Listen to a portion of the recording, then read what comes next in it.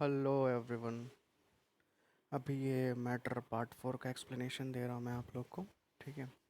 And sorry for delays in the videos and like जो भी notes में delays हुआ उसके लिए due to some problem it was a tough time, so I couldn't deliver those things. So let me explain the things which I have given to you. दोस्तों देखो, जो compound होता है, अब तक हम लोग एलिमेंट्स डिस्कस कर चुके थे। आज कंपाउंड और मिक्सचर डिस्कस करेंगे। ठीक है। तो देखो यार, कंपाउंड क्या चीज़ होता है। ठीक है ना। तो यौगिक यानी साफ साफ पता चल रहा है कि कोई दो या दो चीज़ें मिलने वाली हैं आपस में। ठीक है। तो यानी कहने का इसका मतलब ये है कि टू और मोर एलिमेंट्स अगर आपस में मिल गए भैया। ठीक है। यानी दो शुद्ध चीज़ें अगर आपस में मिल गई फिक्स्ड प्रोपोर्शन में, ये नहीं कि चार ठो ए मिल रहा है और पांच ठो बी मिल रहा है, फिर कहीं पे पांच ठो ए चार ठो बी नहीं, चार ए और पांच बी का जो कॉम्बिनेशन अगर पूरे सीरीज़ में चलता रहा वो, ठीक है, यानी प्रोपोर्शन फिक्स होना चाहिए और वो एलिमेंट होना चाहिए। ठीक है। तभी हम क्या कहेंगे, जो तैयार होगा फिक्स्ड का यानी फिक्स्ड प्रोपोर्शन और एलिमेंट से मिल करके जो तैयार हुआ चीज़ होता है वो कंपाउंड कहलाता है। कंपाउंड में खासियत क्या है कि जैसे कंपाउंड तैयार होता है ना, उसकी कैरेक्टरिस्टिक अलग हो जाती है। जैसे सोडियम का कैरेक्टर अलग है, क्लोरीन का कैरेक्टर अलग है। जैसे ही ये दोनों एलिमेंट को हम मिलाते हैं तो सोडियम क्लोराइड बन जाता है, और सोडियम क्लोराइड को बनाते ही हमारा एक अलग कंपाउंड जो तैयार हुआ उसका बिहेवियर अलग हो जाता है, उसका कैरेक्टर दूसरा हो जाता है। ठीक है। अब अगर आगे की ओर बात करें तो ड्यूरिंग कंपाउंड फॉर्मेशन, यानी जब कंपाउंड का फॉर्मेशन हो रहा होता है ना, ड्यूरिंग कंपाउंड फॉर्मेशन एनर्जी जो होती है ना, कि एनर्जी हम लोग को पता है कि neither be created nor be destroyed. तो ये जो एनर्जी होती है तो इस टाइम पे एनर्जी या तो रिलीज होगी या डिक्रीज होगी। यानी सोडियम और क्लोरीन जब आपस में मिल रहे होंगे, या तो एनर्जी रिलीज हो रही होगी या डिक्रीज हो रही होगी। ठीक है। ये चीज़ इसमें होता है। डिक्रीज इन द सेंस एब्जर्व हो गया, और रिलीज इन द सेंस उसमें से ज़्यादा एनर्जी निकलने लगा रिएक्शन होने के बाद। अब देखो, हाइड्रोजन की बात करें एग्जाम्पल में, देखो एक हाइड्रोजन का एक एग्जाम्पल एक देखते हैं। हाइड्रोजन के बारे में एक सबसे इंपॉर्टेंट चीज़ जान लो कि हाइड्रोजन प्योरेस्ट फ्यूल है। सबसे शुद्ध जो फ्यूल हो, ईंधन होता है, वो हाइड्रोजन होता है। इसका सबसे ज़्यादा एफिशिएंसी रेट होता है, यानी ज़्यादा से ज़्यादा कंबशन आपको दे सकता है, ज़्यादा से ज़्यादा एनर्जी प्रोड्यूस कर सकता है ये। ठीक है। हाइड्रोजन जो होता है, ये लिक्विड हाइड्रोजन और लिक्विड ऑक्सीजन जब आपस में मिल जाते हैं, क्या क्या, लिक्विड हाइड्रोजन और लिक्विड ऑक्सीजन, देखो दो अलग अलग कंपाउंड है, सॉरी एलिमेंट है, दोनों दोनों लिक्विड फॉर्म में हम लोगों ने लिया। तो हाइड्रोजन का कैरेक्टर अलग है और ऑक्सीजन का कैरेक्टर अलग है, पर जैसे ही दोनों को मिलाएं तो एक अलग तरीके का फ्यूल ही तैयार हो गया, जिसको हम लोग कहते हैं रॉकेट फ्यूल। यानी लिक्विड हाइड्रोजन और लिक्विड ऑक्सीजन मिल करके क्या यूज़ होते हैं भाई, as a rocket fuel use होते हैं। ठीक है। अब देखो, हाइड्रोजन और ऑक्सीजन अगर नॉर्मल गैसियस फॉर्म मिलें तो ये कैसा कैरेक्टर तैयार कर देते हैं, लिक्विड कैरेक्टर तैयार कर देते हैं। यानी अगर दो हाइड्रोजन ले और एक ऑक्सीजन ले और कंटिन्यू अगर ऐसे ही लेते रहे तो हम लोग को एक एक वाटर का मॉलिक्यूल हम लोग का तैयार होते चला जाता है। तो देखो, हाइड्रोजन किस फॉर्म में था, ऑक्सीजन किस फॉर्म में था, और तैयार किस फॉर्म में हो गया। जब तैयार हुआ तो एनर्जी निकला होगा, प्रेजेंस ऑफ एयर में होता। हाँ, एक चीज़ और, वाटर का जो फॉर्मेशन होता है वो एयर के प्रेजेंस में होता है, यानी हवा उपस्थित होनी चाहिए।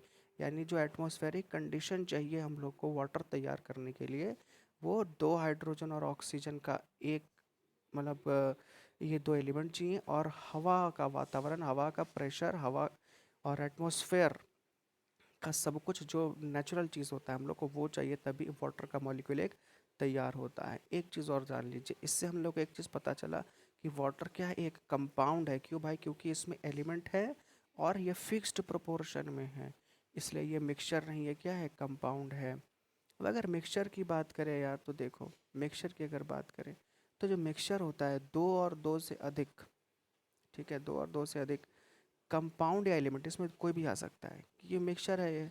तो अगर जैसे ही एलिमेंट या कंपाउंड किसी भी प्रोपोर्शन में अगर आपस में मिला दिए जाए तो मिक्सचर फॉर्म हो जाता है। ज़रूरी नहीं कि 2:1 का फॉर्म ही चलता रहे, 3:1 का फॉर्म ही चलता रहे, नहीं, वो किसी फॉर्म में कहीं 4:5 है, कहीं 5:6, मतलब कैसे मिक्स हो गया, बस मिल गया ज़बरदस्ती। ठीक है। तो कोई भी एलिमेंट या कंपाउंड अगर किसी प्रोपोर्शन में मिक्स कर दिया गया है तो डैट इज़ मिक्सचर। ठीक है। मिक्सचर बनाते समय ना तो एनर्जी रिलीज़ होती है, ना एब्ज़र्व होती है, ना डिक्रीज़ होती है। इस बात का ध्यान रखिएगा। अब देखो सॉल्ट और वाटर को मिलाते हैं, सॉल्ट और वाटर को मिलाते हैं, क्या एनर्जी रिलीज़ होता है यार? कुछ नहीं। शुगर और वाटर को मिला देते हैं, कुछ रिलीज़ होता है? नहीं। सबसे बेस्ट देखो, बालू और इसको चीनी को मिला दो या नमक को मिला दो, बालू और नमक, कोई प्रोपोर्शन तो फिक्स है नहीं इनका, किसी प्रोपोर्शन में मिल गए हैं। और भाई कंपाउंड पहले से है ये सब, तो एलिमेंट या कंपाउंड जो भी मिल जाए, मिक्सचर तैयार होना चाहिए। ठीक है, तो इनका कोई कोई भरोसा नहीं है भाई, किस फॉर्मेशन में है, क्या करके है, कुछ पता नहीं है। ये सभी के सभी कोरोना वायरस टाइप के, जिसका भी ये सब का कोई इलाज नहीं होता। Mixture is a type of corona virus, you can say this. ठीक है। अब देखो character of element compound remain same, यानी जो इनका जो कैरेक्टर होता है ना, ये एलिमेंट और कंपाउंड का हमेशा सेम रहता है। ठीक है, इवन आफ्टर बिकमिंग मिक्सचर, यानी इनका जो खासियत ये है कि जैसे ही ये मिक्सचर बन जाते हैं ना, तो इनका जो कैरेक्टर है, यानी अगर बालू और नमक को मिला रहे हैं और फिर अगर दोनों को अलग कर देंगे, ठीक है, प्रोसेस के थ्रू, तो यार एक बात बताओ, क्या बालू चीनी की तरह बिहेव करने लगेगा? नहीं ना, बालू बालू ही रहेगा और नमक नमक ही रहेगा। तो यही चीज़ है। अब देखो मिक्सचर है, दो टाइप के होते हैं, एक होमोजीनियस और एक हेट्रोजीनियस मिक्सचर होता है। ठीक है, होमोजीनियस मिक्सचर यानी समान और विसमान। समान मतलब, यार देखो जैसे ही मिक्सचर या कंपाउंड, एलिमेंट सॉरी मिक्सचर या सॉरी एलिमेंट या कंपाउंड जैसे ही एक दूसरे में कम्प्लीटली घुल जाते हैं, मतलब कि आइडेंटिफाई कर पाना मुश्किल हो कि कौन सा चीनी है कौन सा पानी है, तो उस तरह का जो मिक्सचर तैयार होता है वो होमोजीनियस होता है। और जिसमें हम लोग को आसानी हो आइडेंटिफाई करने में। अब जैसे देखो, बालू और चीनी मिला दो, आसानी से पहचान सकते हैं ना, क्योंकि कम्प्लीटली घुलेंगे ही नहीं। ठीक है, ये आपस में घुल ही नहीं सकते हैं। तो ऐसे मिक्सचर जिनको हम लोग आसानी से आइडेंटिफाई कर सकते हैं, इनको छांट सकते हैं अपनी नेकेड आई से, वो सारे के सारे हेट्रोजीनियस मिक्सचर की कैटेगरी में आ जाते हैं। अब दो इम्पॉर्टेंट सवाल आपके पेपर में बहुत बार पूछा जाता है कि सॉल्यूशन क्या है। तो यार सॉल्यूशन एक होमोजीनियस मिक्सचर है, क्योंकि उसमें जो भी तैयार करते हो सॉल्यूशन, उसमें जिस जिस चीज़ से वो तैयार हुआ रहता है, उसमें आइडेंटिफाई कर पाना मुश्किल होता है कि कौन सा चीज़ क्या है। इसलिए सॉल्यूशन एक होमोजीनियस मिक्सचर है। और एयर भी एक होमोजीनियस मिक्सचर है, क्योंकि आप एयर में क्या क्या चीज़ किस किस रेशियो में मिला हुआ है, यू कांट आइडेंटिफाई। ठीक है, अब बात करते हैं मिक्सचर के सेपरेशन की। तो देखो मिक्सचर का सेपरेशन भी करते हैं हम लोग, जैसे फिल्ट्रेशन का प्रोसेस यानी छानने का प्रोसेस। यार देखो सैंड और वाटर, इनको हम लोग जैसे बालू बालू को हम लोग घर बनते वक्त देखते तो बालू को चालते हैं, तो सैंड एंड सॉल्ट का प्रोसेस है, वैसे करके निकाल सकते हैं। वाटर और सैंड देख लो, सबसे आसान है, छन्नी लगाओ, पानी गिराओ।